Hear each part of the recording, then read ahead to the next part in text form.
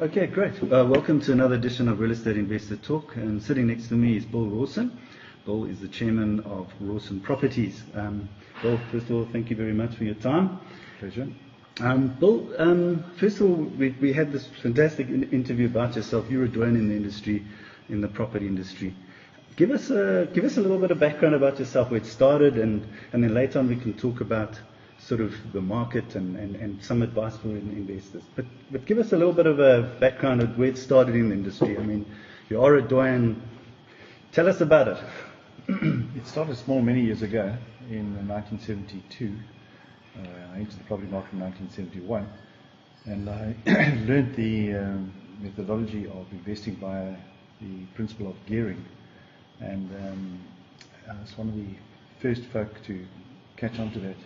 In other words, using other people's money, or alternatively the bank's money and not yours, and trying to achieve and getting a higher return than you are paying on the interest for that money. Where did you pick up all these tips? I mean, is it something that you just sort of developed over time? Did you read books? Did you get different sources? Yes, No, two sugar, one sugar. Okay. It was being trained as an accountant. I did the figures. Okay. And I tried to figure out ways as well of how I could increase my wealth. And in reading books on many other wealthy people, how they had accumulated their wealth. And the majority of people had accumulated wealth through the principle of passive income. Mm-hmm. And basically that means what you buy today will appreciate by inflation, etc., shortage over the years going forward. Right. And so if you bought something today at 100,000 Rand, in 5 years' time at a 15% return, it should be 200,000 Rand, and so on. So I figured that this principle continues. It certainly tracks a 10 and a 20-year period. You will have odd hiccups in the short term, but it's a very worthwhile principle. So if you can get a 15% return and you can borrow money at 10%, then you are up at 5%, assuming you had no income stream from that property during the period. Mm-hmm. If you have an income stream of say 10% or 8%, you're up a further 8 or 10%. So you combine the passive income and the active income together, you should be achieving 20 to 25% or even more greater returns depending on the type of investment you've made. Mm-hmm. And the ability for you to sell or realize that profit or exit that investment opportunity. So it's actually quite a simple principle, which a lot of people would rather spend, say, 100,000 Rand buying a new motor car, mm-hmm. which when you take it off the showroom floor, it loses 30%. Mm-hmm. Crazily enough, the banks would actually prefer to finance that motor car and lose 30% of the asset value, mm-hmm. but charge you a greater interest rate on that, on a totally unsecure investment. So it's never made sense to me how the banks look at these things, other than in the short term and trying to bank pieces of paper which says I owe you 100,000 Rand. Where property really is the backbone of the industry. But the banks can also screw up the property market, as they have done recently by offloading all the properties in totally totally irresponsible way, putting them up for auction. Mm-hmm. And I say this because the only people who go to auctions are people with cash in their pocket, because you can't go there and bid saying, hey, this is subject to a mortgage bond. Mm-hmm. So the banks devalue their whole asset base in the most recent economic turmoil by almost 50%. Crazy. Just okay. So Bill, just getting back to your whole principle investing, you obviously implemented a lot of this yourself. I mean, yeah. you used it, you learned the sort of the methodologies, and you applied it. Yeah. And it obviously worked for you. So apply to that still, even in property. You can apply the same principle to property investment and property development. Right. If you understand the principles of property development as well. Okay. So you can take short-term cash, or you can put your cash in and you can borrow. And often people do, they borrow what is called mezzanine finance to kickstart the development at a high interest rate. But you have to be careful. You have to do your numbers correctly, and you can't afford to make any mistakes. And to believe me, there are many who make mistakes, and we have certainly made mistakes, and this is where we've learned from them. Mm-hmm. But we check, and we double check, and we triple check. And even unfortunately, I have to say the professional teams also make mistakes that you employ. Mm-hmm. So you have to check their work and get their work checked by somebody else. So always a lot of checking. Okay. But ultimately, there's or having been in the industry for so long, there is what I call a gut feel. Mm-hmm. And if the gut feel is there, and then that's good.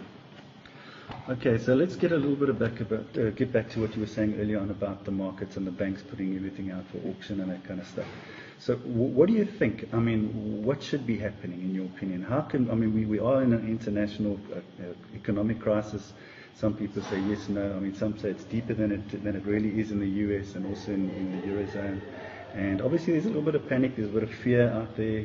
So what would your advice to be for somebody? I know that there's obviously bargains out there and all that kind of stuff. So what would your advice be to first of all, the home buyer, and I think secondly, the investor, the more sort of investor who's trying to build a portfolio property?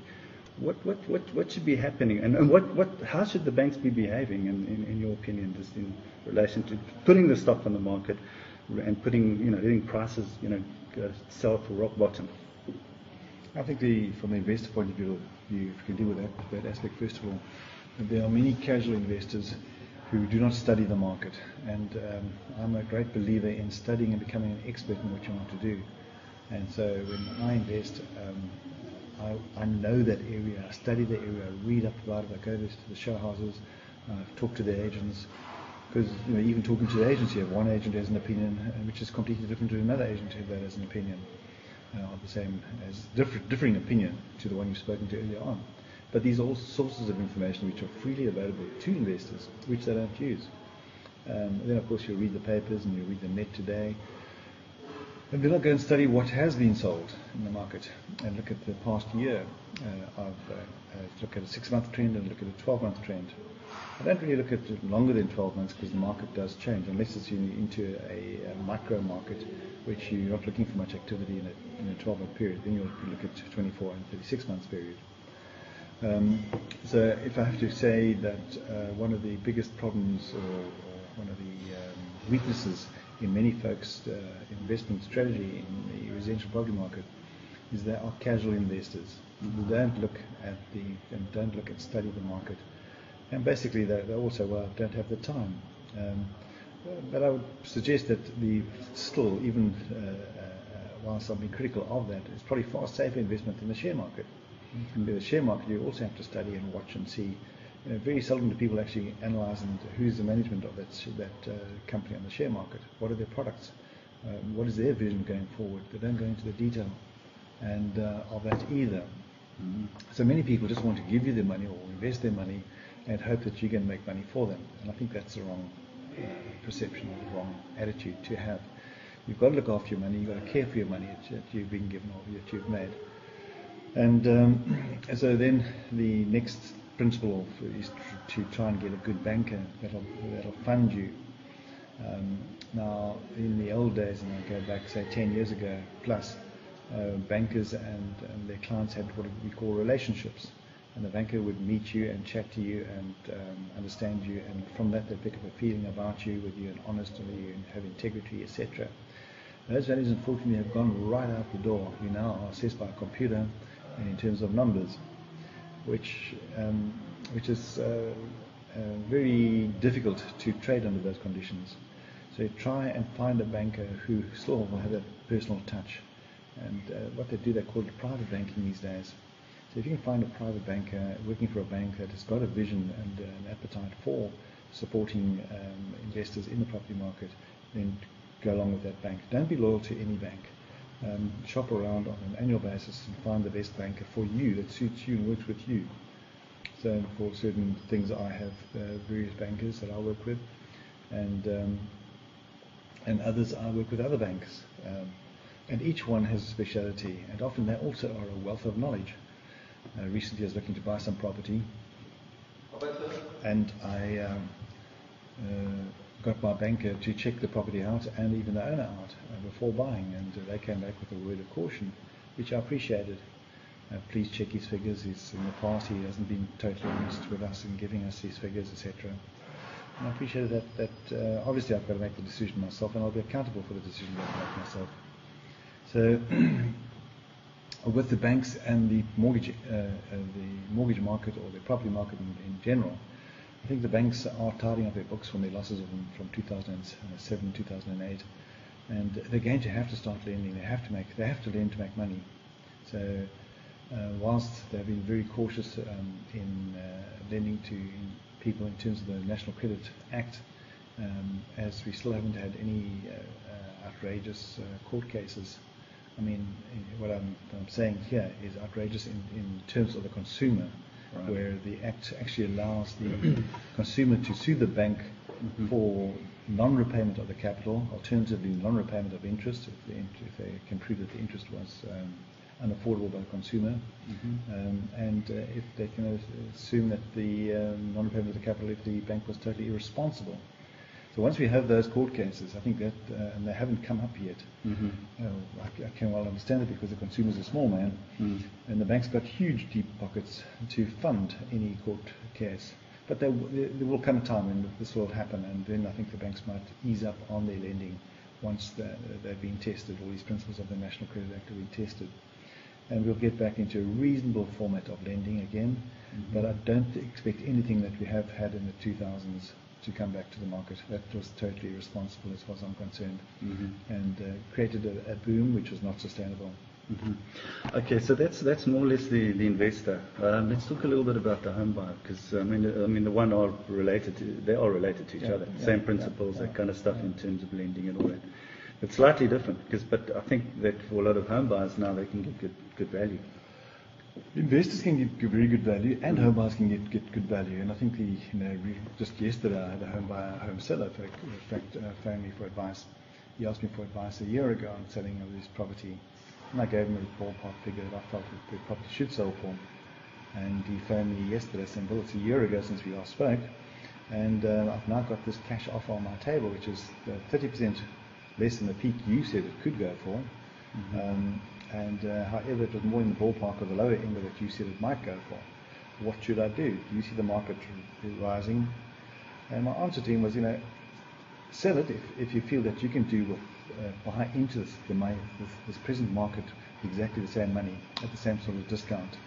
So I think that's a very important principle. When selling, sell if you can sell at a low price, providing you're buying back in the market. Buying into the market right now, there are properties that are highly priced, and there are properties that are fairly priced, as there always is. And you must remember that each seller has their reason for selling, which might be economics, it might not be economics, it might just be personal reasons that they want to sell. So always submit a cheeky offer. And a cheeky offer is always the testing and negotiation of boundaries. What the upper boundary will be or the lower boundary will be for a seller selling his property. So it is a good time to buy. It is really a good time to buy, in my opinion. I can't see the market going down any further. I can see the banks freeing up on their lending criteria in 2012. And I can see the inflation. Inflation's gone up. The CPI went up to 6.2 yesterday. Which and inflation is a very good thing for property, because it pushes the value of property up ultimately, providing affordability is there for people to buy those properties. So I think it's a good time to buy. Okay, great. I think we don't have a lot of time, Bill, because there's so much information that's come out here. I wish we could actually sit here and make an hour and a half, maybe 2 hour video, but there's a lot of information, and just for the sake of time, we just have to cut a little bit short. We've got about 2 minutes, but I want you to tell us a little bit about you've been in the industry, you run a business for Rawson Properties since 76, am I correct? Well, I opened my first office in 1982. Oh, okay, 1982. Yeah, right. So I've traded on my own from 1978 to 82, right, with one or two people, but I then felt I'd made sufficient money, and I wanted to take on the big guns, right, and see how strong they are, what the principles are, and see could I do it and just have fun. I actually never sort of built Rawson Properties to make money. Okay. Was your passion? It was my passion. I'm passionate to uplift people, and train and educate people in feeding themselves, right, in the selling process. And I think it's a wonderful profession and a great career in the property industries. It's always changing. You're always learning.